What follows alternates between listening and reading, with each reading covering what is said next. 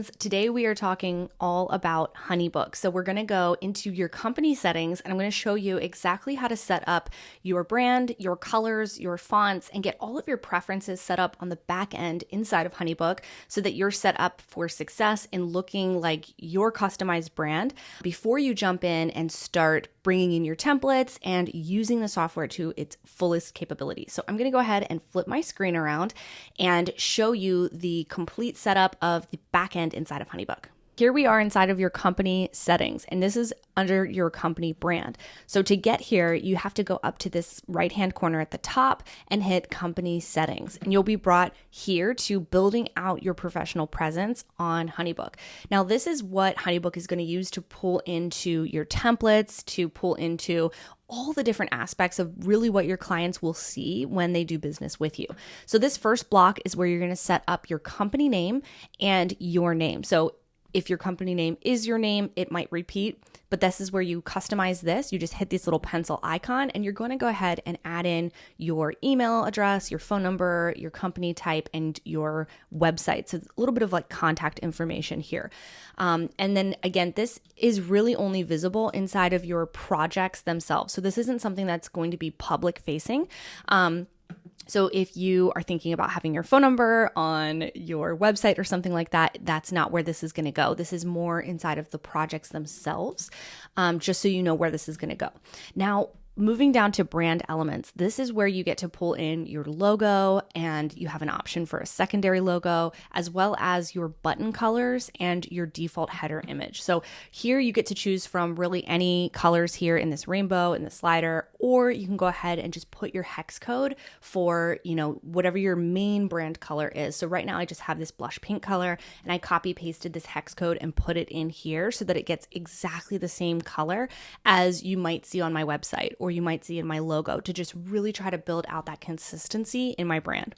So you choose a header image here, and this is a preview window here on the right that really shows you what this is going to look like potentially in a file. So it pulls in my logo, it shows you a button, you have some of those fonts available there, and you can see what it might look like. Now, you can change all of this when you go to actually make like a proposal, for example, but the default image is what's going to be pulled in before you make any changes. From here, I recommend that you go ahead and add some images that you're going to be pulling from frequently. So I have some stock images, I have headshots of myself, I have images of weddings that I've taken, and just portraits and things that I might want to pull from when I'm creating documents here inside of Honeybook.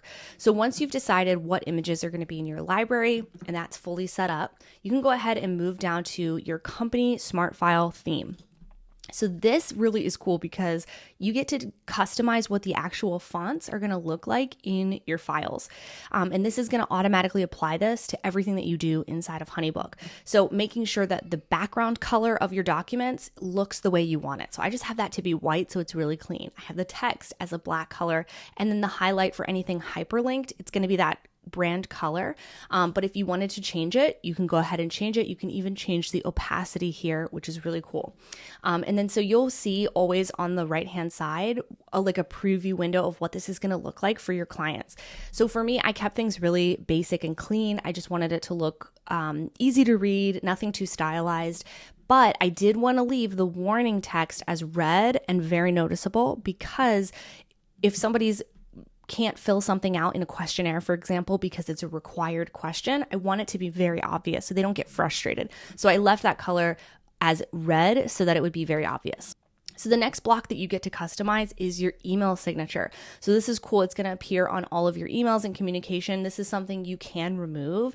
So you can have this as a default, but you can always remove it if it just doesn't feel relevant to whatever it is that you're doing. So you can add a headshot of yourself. You could add your logo, obviously here, like I have your name, and then you can even hyperlink. So I hyperlink my website, my YouTube channel, and my Instagram. So whatever you do in here, you can go ahead and save and have that in your company settings so that you can pull that in wherever it feels relevant. So the next one that you're going to do is you fill out a little bit of information about you and your company. So you have your one-liner, and then you have a paragraph of information if you want to. I really just kind of have another simple line, but put as much information as you want to have about your company.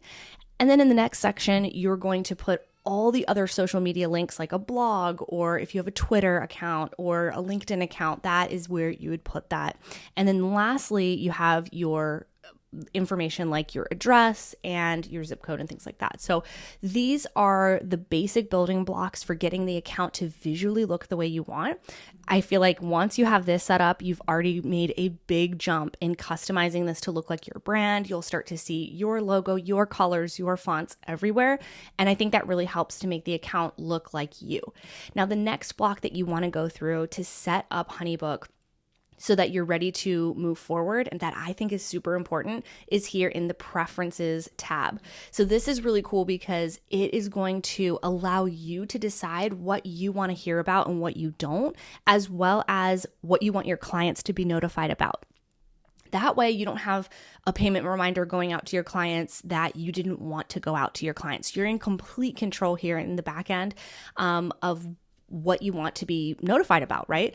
So I have these toggled on and off based on my personal preferences, but you can go ahead and open this up and make absolute adjustments to all of these things. So go through these one by one and decide what you want to be notified about.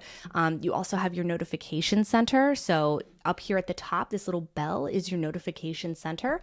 This is going to show you where you have meetings scheduled, because Honeybook does have a meeting scheduler, as well as company project updates. So if someone makes a payment, you'll see that in your notifications.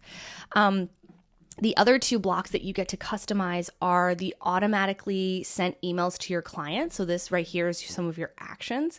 I always make sure that I expire proposals after 2 weeks, because I don't want someone to have a proposal that I sent out and then 6 months later be able to book it if that price might have changed or my availability may have changed. I want to make sure that these proposals do expire. So next you have payment reminders. I left all of these on. I love an automatic payment reminder. I think it's important to notify our clients. And then you can also completely customize the actual words that are going to be sent to your clients. So you can reset it to the default message. If you mess it up and you're like, oh my goodness, I just want it to go back to what it was, you can always reset it. And I love that Honeybook has that availability. Now, to create and name your files, you can actually go in and say what kind of, project name or template name or that kind of thing. That's what the name of the project would be. So if I sent a proposal to someone, it's going to rename that proposal, since it's a template, to this naming structure. So you can decide how you want to name it, but you can also change this and customize it when you go to send that file to your client. So don't worry. So the next thing that you'll do after this is you need to set up your bank information, of course, so that you can get paid and that the money can transfer over to you. We also have integrations, which is going to be how you hook up your QuickBook accounts to your Honeybook. So for your accounting, you have lots of options for integrations like the Gmail, Chrome plugin, that's a good one. And there is a Zoom integration, which is pretty cool. This basically will pull all of your meetings that your clients book with you. Maybe you have a discovery call with a potential bride and groom.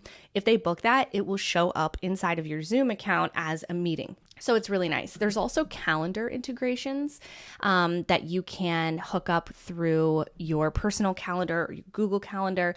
And that's another great one to do so that everything is showing up on your personal calendar that you book inside of Honeybook. Now, if you're ready to dive into the templates of Honeybook, pull in your pricing brochures, start sending out invoices, and get your contract signed and paid, you are definitely going to want to check out this video series that is inside of the PHOTOBOSS Facebook group. It's completely free. I will link it down below. It is a 4-part simple video series that walks you through the 3 essential components of templates, how to set up your automations and triggers inside of Honeybook, and then how to troubleshoot your account if things are not working or if you're not sure why things look a certain way. We actually go through this together. So myself and my online business manager, Dahlia, who is a Honeybook pro, teach this entire step-by-step screen share workshop inside of the Facebook group. And so great resource if you're ready to get into the nitty-gritty of Honeybook and really take advantage of all the features that it has to offer.